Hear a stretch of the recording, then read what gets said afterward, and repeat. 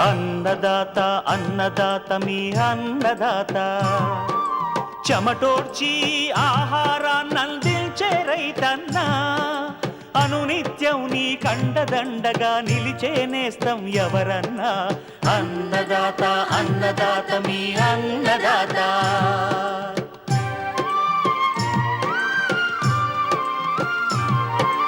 నూతన రీతుల సాగుబడికి, నూరింతలు పెరిగే దిగుబడికి సూచనలిచ్చే సస్య రక్షణకు, పశు పోషణకి శాస్త్ర విజ్ఞానం అందించి ముందుకు నడిపే తెలుగు రైతు భారతదేశానికి మకుటం అయ్యేలా తీర్చిదిద్దే ఆశయంతో మిమ్ము మేలు కొలిపేది అన్నదాత. అన్నదాత అన్నదాత మీ అన్నదాత. అన్నదాత అన్నదాత మీ అన్నదాత. అన్నదాత ప్రేక్షకులకు నమస్కారం. ఈనాటి ముఖ్యాంశాలు: వేసవి సొర సాగులో అధిక దిగుబడికి మెలకువలు, బడ్ చిప్ పద్ధతిలో చెరకు నారు పెంపకం వివరాలు, పూత పిందె దశలోని మామిడి తోటల్లో చేపట్టాల్సిన సస్యరక్షణ పద్ధతులు, ఇంకా జై కిసాన్ వ్యవసాయ సమాచారం.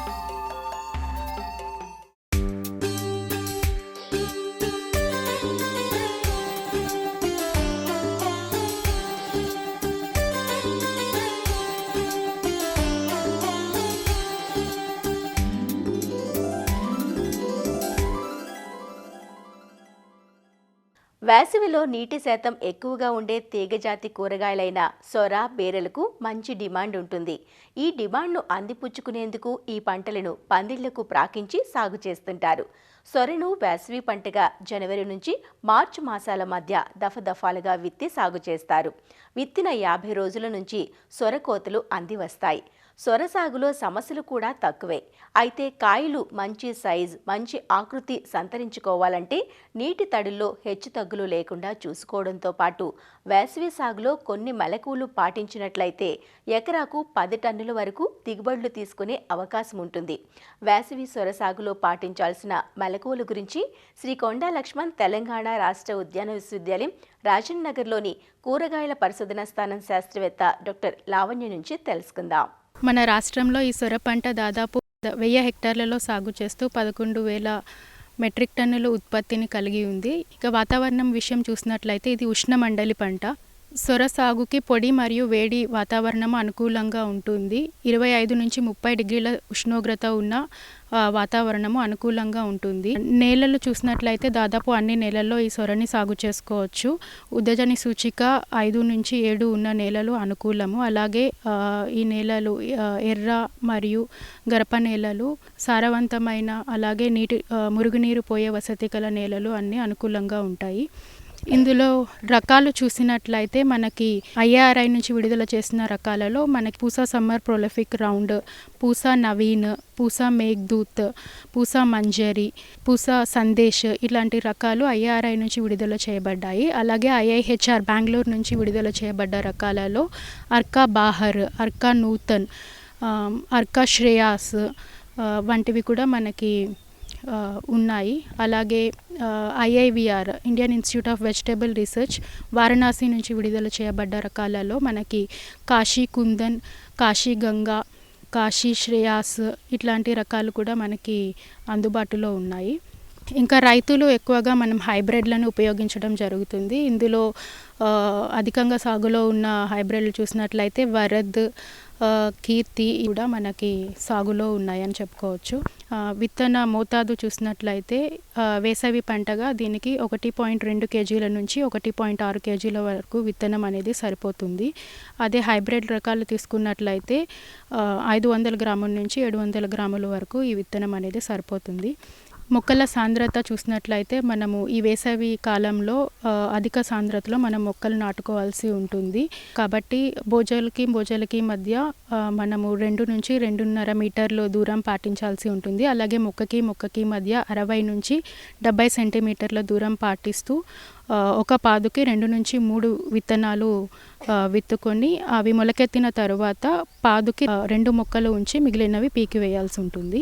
ఇక ఎరువుల యాజమాన్యం చూసినట్లయితే ఆఖరి దుక్కిలోనే మనము 10 టన్నుల పశువుల ఎరువుతో పాటు భాస్వరము 24 నుంచి 32 కేజీలు, అలాగే పొటాష్ 20 నుంచి 24 కేజీలు ఆఖరి దుక్కిలో వేసి కలియదున్నాల్సి ఉంటుంది.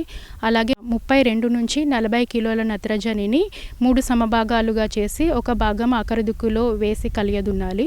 అలాగే మిగిలిన 2 భాగాలు విత్తిన 30 రోజుల తర్వాత, అలాగే 50 నుంచి 55 రోజుల తర్వాత మనము పైపాటుగా మొక్కకి అందించాల్సి ఉంటుంది.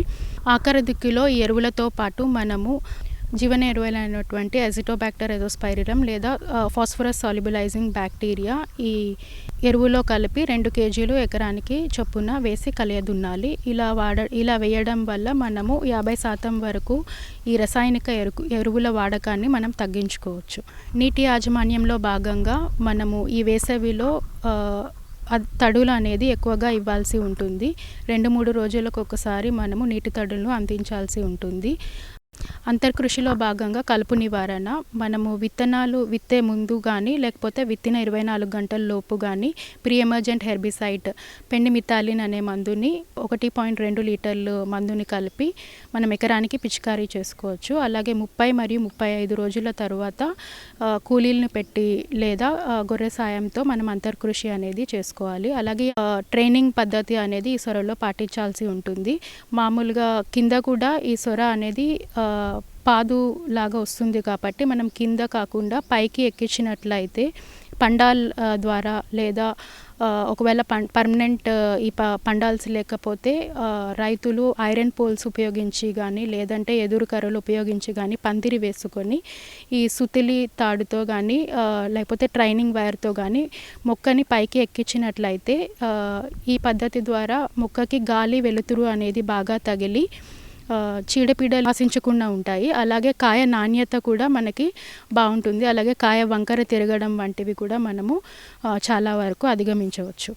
ఈ పంట సస్యరక్షణ చూసినట్లయితే మనకి వేసవిలో సాధారణంగా ఈ రసం పీల్చే పురుగుల బెదడ అనేది ఎక్కువగా ఉంటుంది. దీనివల్ల మొజాయిక్ వైరస్ తెగుళ్ళు ఎక్కువగా వస్తూ ఉంటాయి. కాబట్టి ఈ రసం పీల్చే పురుగు ముఖ్యంగా తెల్లదోమని మనము అరికట్టడానికి ముందు నుంచే మనము వేప నూనె అనేది స్ప్రే చేసుకుంటూ ఉండాలి. ఈ వేప నూనె 10,000 ppm ఉన్నట్లయితే మనం 3 మిల్లీలీటర్లు లీటర్ నీటిలో కలిపి పిచికారీ చేసుకోవాలి. అలాగే మనము పొలంలో జిగురట్టాలని కూడా అమర్చుకోవాల్సి ఉంటుంది. ఉధృతి కనుక ఎక్కువగా ఉన్నట్లయితే ఈ మిడాక్లోప్రిడ్ అయితే 0.3 ml లీటర్ నీటిలో కలిపి పిచికారీ చేసుకోవాలి. ఫిప్రోనిల్ అయితే 2 మిల్లీలీటర్ లీటర్ నీటిలో కలిపి పిచికారీ చేసుకోవాలి.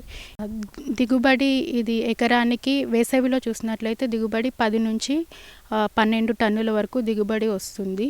యాజమాన్య పద్ధతులు పాటించినట్లయితే ఈ వేసవిలో ఈ రైతులు ఈ సొర నుంచి అధిక దిగుబడిని సాధించుకోవచ్చు.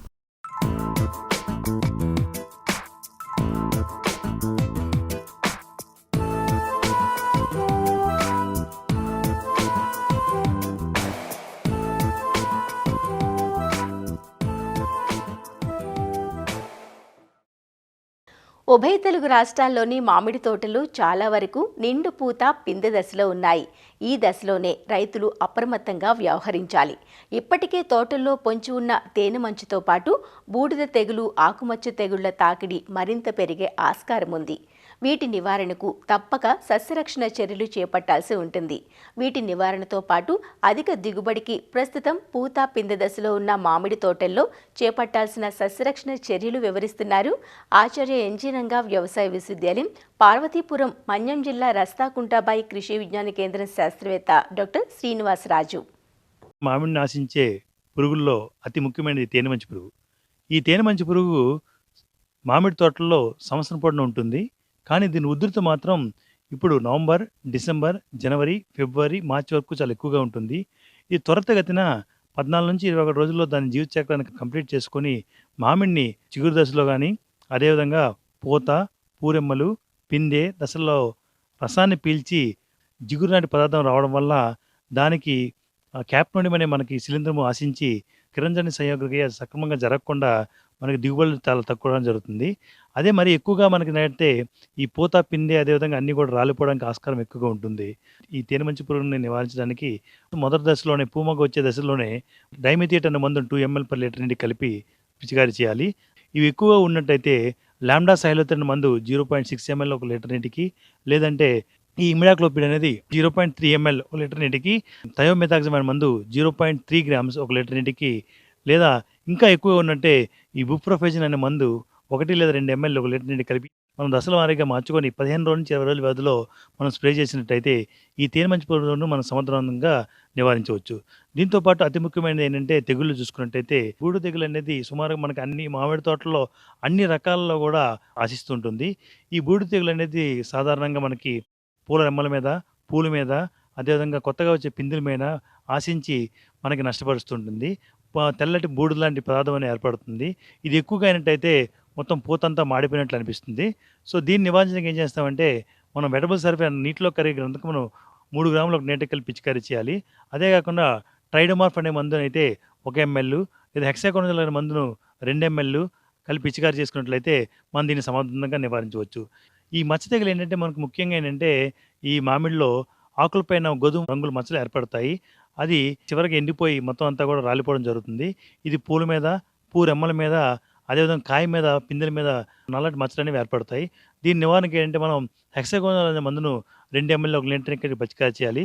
ఇది కాకుండా క్లోరోథాలన్ అనే మందును కూడా 2 గ్రాములు ఒక లీటర్ నీటికి పిచికారీ చేసుకోవాలి. అంతేకాకుండా ఇంకోటి ఎవరైతే స్ప్రే చేస్తారో ఈ స్ప్రే చేసినప్పుడు మనం ఏం చేయాలంటే ముఖ్యంగా పూలు బాగా విచ్చుకున్న తర్వాత ఆ స్ప్రేని మాత్రం మనం మధ్యాహ్నం సమయంలో చేసినట్టయితే ఏవైతే పరాగ సంపర్కం ఉపయోగపడతాయో ఈ హౌస్ ఫ్లైస్ అనేవి దాని డైరెక్ట్ కాంటాక్ట్ రావు కాబట్టి దిగుబడులు పెరగడానికి ఎక్కువ ఆస్కారం ఉంటుంది.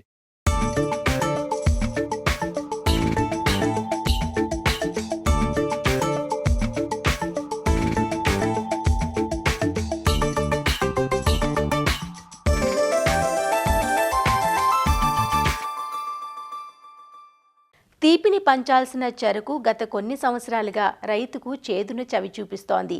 ఇందుకు పెట్టుబడులు పెరగటం, ధరలు గిట్టుబాటు కాకపోవటం, దిగుబడులు తక్కువగా ఉండడం వంటివి కారణాలుగా కనిపిస్తాయి. ఈ పంట సాగులో అధిక ఖర్చు అయ్యేది విత్తన ముచ్చులకే. ఎకరాకు 3 నుంచి 4 టన్నుల వరకు విత్తనానికే ఖర్చు అవుతుంది. అలా కాకుండా చెరకు విత్తన ఖర్చు తగ్గించుకునే ఒక ఉత్తమ మార్గం గత కొన్నేళ్లుగా అందుబాటులో ఉంది. అదే ఒంటి కన్ను ముచ్చులతో నారు పెంచటం. దీనివల్ల ఒక అరటన్ను విత్తన గడలైతే సరిపోతాయి. ఖర్చు తగ్గడమే కాకుండా ప్రోట్రేలలో పెంచుకొని నారు నాటుకుంటాం కాబట్టి సాగు సమయం కూడా ఆదా అవుతుంది. పొలంలో మొక్కల సాంద్రత కూడా బాగుంటుంది.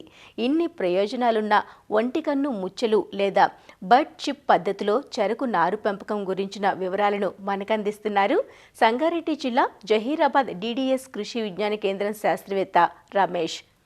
మనము మన తెలంగాణ రాష్ట్రంలో చూసుకున్నట్టయితే దాదాపు 50,000 హెక్టార్లలో చెరుకు సాగు అవుతుంది. ప్లస్ 37 లక్షల టన్నుల దిగుబడి అనేది కూడా వస్తుంది. అయితే ఈ కాలంలో రాను రాను మన దిగుబడి అనేది తగ్గిపోతుంది. దానివల్ల విస్తీర్ణం అనేది కూడా తగ్గిపోతుంది. దానికి ముఖ్యమైన 2 కారణాలు. ఒకటేమో పంట దిగుబడి తగ్గిపోవడం, ఒకటేమో సాగు ఖర్చులు అనేది పెరిగిపోవడం.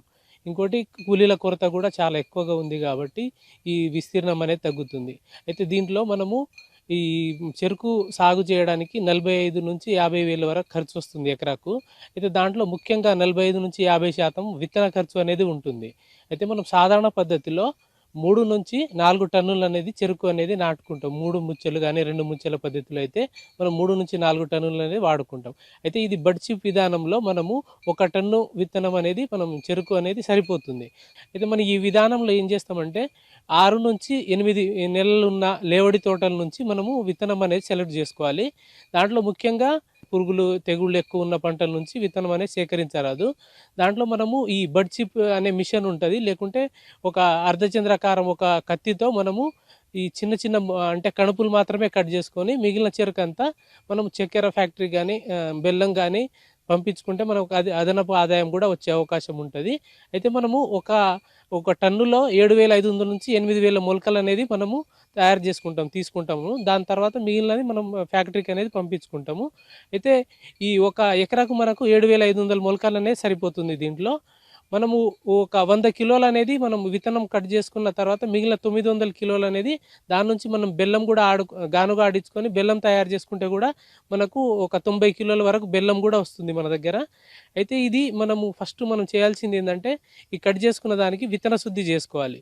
1 మిల్లీలీటర్ ప్రొపికోనజోల్తో 1 లీటర్ నీటిలో కలిపి మనం ఒక 25 నుంచి 30 నిమిషాలు దాంట్లో నానబెట్టి తర్వాత మనము ప్రోట్రేస్ అంటే మనం 50 కానీ 60 కానీ క్యావిటీస్ ఉన్న ప్రోట్రేస్లో మనము ఈ చెరుకు కన్నులు అనేది ఒక 50% కోకోపీట్ నింపిన తర్వాత మనము కన్నులు పైకి ఉండే విధంగా పెట్టుకొని తర్వాత మిగిలిన కోకోపీట్ అంతా పైన నింపేసేయాలి.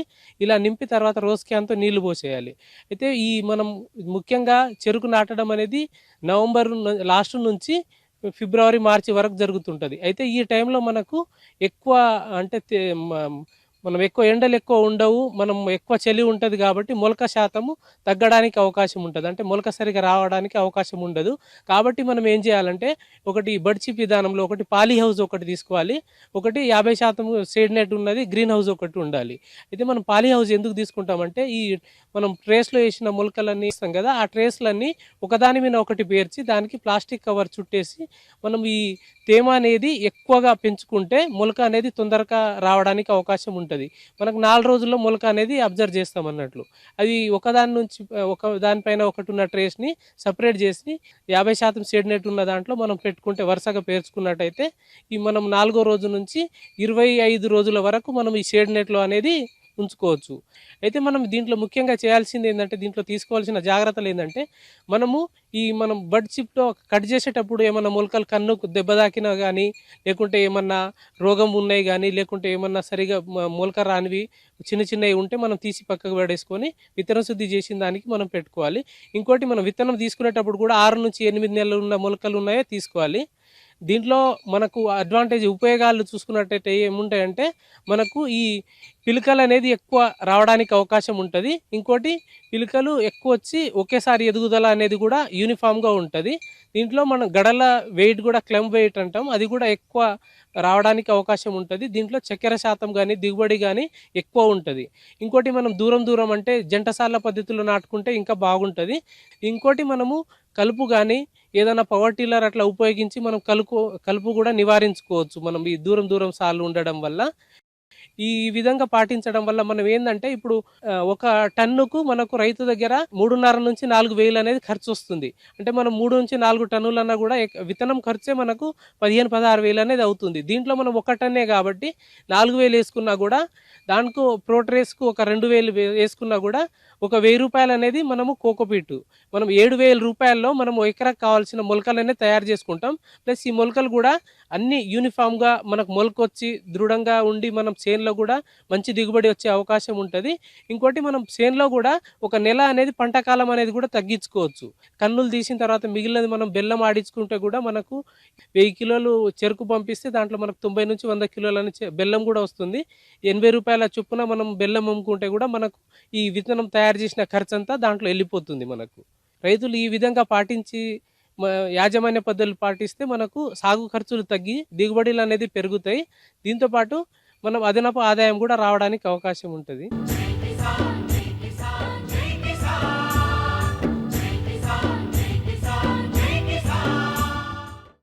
వ్యవసాయ సమాచారం ఇప్పుడు జై కిసాన్లో చూద్దాం. వ్యవసాయ రంగంలో ఏపీ రాష్ట్ర ప్రభుత్వం అనుసరిస్తున్న సాంకేతికత వినియోగం, ఏఐ ఆధారిత రైతు సేవలను gates foundation chairman bill gates, ముఖ్యమంత్రి చంద్రబాబు, లోకేష్లతో కలిసి స్వయంగా పరిశీలించారు. ఉండవల్లి సీఎం క్యాంపు కార్యాలయం సమీపంలోని వ్యవసాయ క్షేత్రాన్ని సందర్శించిన గేట్స్కు రైతుల్లో సాంకేతిక వినియోగాన్ని పెంచే కార్యక్రమాలపై వ్యవసాయ శాఖ ఉన్నతాధికారులు వివరించారు. వ్యవసాయం, అనుబంధ రంగాల్లో దిగుబడి పెంపు, సాగు ఖర్చు తగ్గింపుపై ప్రభుత్వం తీసుకున్న చర్యలను తెలిపారు. నాణ్యమైన పంట ఉత్పత్తుల ఎగుమతులకు ప్రత్యేక కార్యాచరణ అవలంబించి రైతులకు అధిక ఆదాయం వచ్చేలా ప్రయత్నిస్తున్నట్లు చెప్పారు. ఇటీవల ముఖ్యమంత్రి ప్రారంభించిన ఏపీ ఏఐఎంఎస్ యాప్ వివరాలను మహిళా రైతులు బిల్గేట్స్ కు వివరించారు. ఈ యాప్ ద్వారా ఏ పంటలు పండించాలి, సాగునీటి నిర్వహణ, నేల స్వభావం, ధరలు, మార్కెట్ సమాచారం, పురుగుమందుల నియంత్రణ వంటి విషయాలు సులభంగా తెలుసుకుంటున్నామని చెప్పారు. ఇది ఏపీఎంఎస్ అనేది యాప్ గురించి మాట్లాడారు. అదంటే మన అరితోటకి, మన మొక్కజొన్నకి కీడ పురుగులు ఉంటాయి కదా, ఆ కీడ పురుగుల గురించి ఇది ఎందుకు వస్తాయి, ఎందుకు డిసీజెస్, దాని గురించి మాట్లాడాం. బాగుంది యాప్, చాలా డెవలప్, ఇప్పుడే డెవలప్ అవుతుంది. అది ఇంతకుముందు పొలంలో పంట వేసినప్పుడు ఏదైనా చీడపీడలు వచ్చినా కానీ మీరు చూసుకొని చెక్ చేసుకొని పొలం వచ్చి చూసుకొని మందులు స్ప్రే చేసుకునేవాళ్ళు. ఇప్పుడు రైతుల కోసం కొత్తగా ఏపీఐఎంఎస్ యాప్ అందుబాటులోకి తీసుకొచ్చారు. ఈ యాప్లో మనకి ఏ ఒక్క పురుగులు తెగులు ఉన్నా కానీ మనకి ముందస్తుగానే అలర్ట్ చూపిస్తుంది. ఈ ఏపీఐఎంఎస్ యాప్ అనేది మన ఆధార్ కార్డుతో మనం లాగిన్ అవుతాము. లాగిన్ అవ్వగానే మన పేరు, మన డీటెయిల్స్ వచ్చేస్తాయి. మనకున్న పొలాలు, సొంతం అయితే సొంతం, కౌలు చేయించుకున్న అన్ని క్రాప్ బుకింగ్ అన్ని దీనిలో చేయించుకోవచ్చు. బిల్ గేట్స్ గారు మీకు ఇప్పుడు ఈ పొలంలో మీకు తెగులు ఉన్నదని ఎలాగ కనిపెడుతున్నారు. ఏఐ ద్వారా వచ్చిన ఏపీఐఎంఎస్ యాప్ వల్ల మీకు దీనివల్ల ఎలాగ అనిపిస్తుంది ఏంటి, తక్కువ టైంలో మాకు పంట నష్టపోకుండా ఈ వైరస్కి ఏమి మందు కొట్టాలి ఏంటనేది యాప్లో త్వరగా చూపిస్తుంది మనకి. మాకు చాలా సంతోషంగా ఉంది. బిల్ గేట్స్ గారు అరటి తోట బాగుంది, మంచి గుడ్ చెప్పారు. బిల్ గేట్స్ సమక్షంలోనే రైతులు ఏఐ టూల్ ఉపయోగించి వ్యాధి సోకిన మొక్క ఫోటో తీసి అప్లోడ్ చేశారు. ఆ వ్యాధిని ఏఐ గుర్తించి నివారణ సూచనలు అందించింది. అనంతరం డ్రోన్ సేవను బుక్ చేయగా మొక్కకు వ్యాధి వ్యాపించిన చోట డ్రోన్ స్ప్రే చేసింది. ఇది స్వయంగా చూసిన బిల్ గేట్స్ రైతులకు ఏఐ, అగ్రిటెక్ సేవలు అత్యద్భుతంగా అందిస్తున్నారంటూ రాష్ట్ర ప్రభుత్వాన్ని ప్రశంసించారు. వ్యవసాయ క్షేత్రానికి చేరుకున్న బిల్ గేట్స్, చంద్రబాబు, నారా లోకేష్లకు మహిళా రైతులు ఆత్మీయంగా స్వాగతం పలికారు. సాధారణంగా మన రైతు సోదరులు ఏం చేస్తూ ఉంటారంటే పురుగు ఉన్నా లేకపోయినా కూడా 2-3 సార్లు పిచికారీ మందు చేయడం జరుగుతుంది. దానివల్ల దాదాపు 2,000 నుంచి 3,000 రూపాయలు ఖర్చు చేసుకుంటున్నారు. అదే కాకుండా వాతావరణం కలుషితం అయిపోతుంది.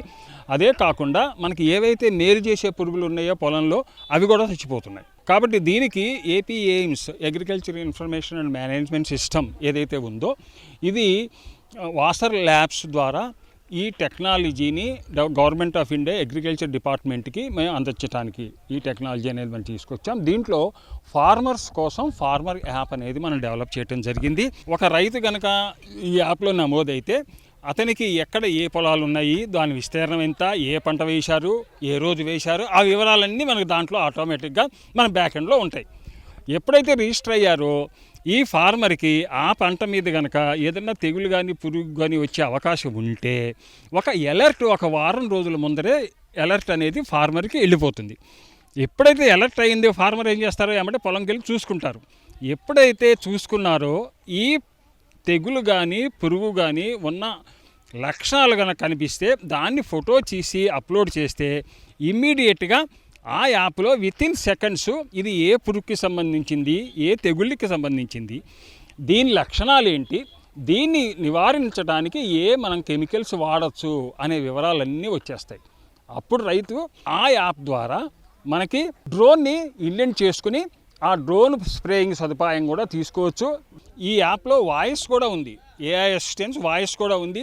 ఈ రైతులు ఈ సద్వినియోగం చేసుకుని ఎక్కువ మంది డౌన్లోడ్ చేసుకుని వాళ్ళు ఉపయోగించాల్సిన కోరుకుంటున్నారు. ఆంధ్రప్రదేశ్ ప్రభుత్వం రైతుల కోసం ఏపీఎంస్ 2.0 యాప్ లాంచ్ చేసింది. అదొక ఫార్మర్ యాప్. అందులో రైతులకు కావాల్సిన అన్ని సమాచారం, ఇప్పుడు తెగులు లేదా పురుగులు ఏమైనా పడతాయా, వచ్చే అవకాశం ఉందా, ఇలాంటి సమాచారం అంతా అందిస్తూ ఒకవేళ తెగులు పట్టినా పురుగు పట్టినా దాని ఫోటో తీసి ఆ యాప్లో అప్లోడ్ చేస్తే అది ఏ రకమైన తెగులు, దానికి సంబంధించిన సొల్యూషన్ ఏంటి, ఏ మందులు వాడాలి, ఎలా వాడాలి, ఇవన్నీ ఆ యాప్లో ఉన్నాయి. ఇదంతా కూడా ఏఐ ఎనేబుల్డ్ యాప్. ఇదంతా సమాచారం ఆ యాప్ అందిస్తుంది. అలాగే డ్రోన్ కూడా దాంట్లోనే బుక్ చేసుకోవచ్చు. ఊబరైజేషన్ ఆఫ్ డ్రోన్స్ అన్నది కూడా ఆ యాప్లోనే తీసుకొచ్చారు. సో ఇవన్నీ కూడా మేము బిల్ గేట్స్ గారికి చూపించాం. మన సీఎం గారు కూడా పక్కనే ఉన్నారు, ఆయన చాలా అప్రిషియేట్ చేశారు. ఇవాళ మేము బిల్ గేట్స్ గారికి, చంద్రబాబు నాయుడు గారికి మేము 2 రకాల స్పెషలైజ్డ్ డ్రోన్స్ చూపించాము. 50 లీటర్ల డ్రోను, ఇంకొకటి టార్గెటెడ్ స్ప్రేయింగ్. టార్గెటెడ్ స్ప్రేయింగ్ మొదటిసారి ఇండియాలో ఇది పంటలు, మన ప్లాంటేషన్ క్రాప్స్ మీద ఆయిల్ పామ్ కానీ, కోకోనట్ కానీ, అరకనట్ కానీ లాంటి మీద స్ప్రే చేస్తుంది. ఎల్లో కలర్ డ్రోన్ మీరు చూస్తున్నట్టయితే. ఇంకో పెద్ద డ్రోన్ ఏంటంటే 50 లీటర్స్ 30 లీటర్స్ డ్రోన్స్. ఇవి ఏంటంటే మనకి ఈ ప్లాంటేషన్ క్రాప్స్లో ఎక్కువ లీటర్లు సైంటిఫికల్ నాలెడ్జ్తో స్ప్రే చేశారు. ఇద్దరు బిల్ గేట్స్ గారు, చంద్రబాబు నాయుడు గారు డెమో చూశాక చాలా నచ్చింది వాళ్ళకి. డ్రోన్ టెక్నాలజీ ద్వారా అవసరమైన ప్రాంతానికే స్ప్రే చేసి లక్షిత విధానం పంటను రక్షించడంలో సమర్థంగా పనిచేస్తుందని వ్యవసాయ శాస్త్రవేత్తలు తెలిపారు. నిరక్షరాస్య రైతులు సైతం ఆడియో సందేశాల ద్వారా యాప్ వినియోగిస్తున్న తీరు బిల్ గేట్స్ ను ఆకట్టుకుంది. సస్య రక్షణ చర్యల నుంచి మార్కెట్ అనుసంధానం వరకు డిజిటల్ పరిష్కారాలు గ్రామీణ స్థాయిలో ఫలితాలివ్వడం రాష్ట్ర వ్యవసాయ విధానానికి బలం చేకూర్చిందని ఆయన అభిప్రాయపడ్డారు. మరిన్ని విభిన్న అంశాలతో రేపటి అన్నదాతలో మళ్ళీ కలుసుకుందాం. నమస్కారం. అన్నదాతలు తమ సందేహాలు, సమస్యలను 1-800-425-4085 టోల్ ఫ్రీ నంబర్లో ఉదయం 10 నుంచి 11 గంటల మధ్య పని దినాలలో సంప్రదించగలరు.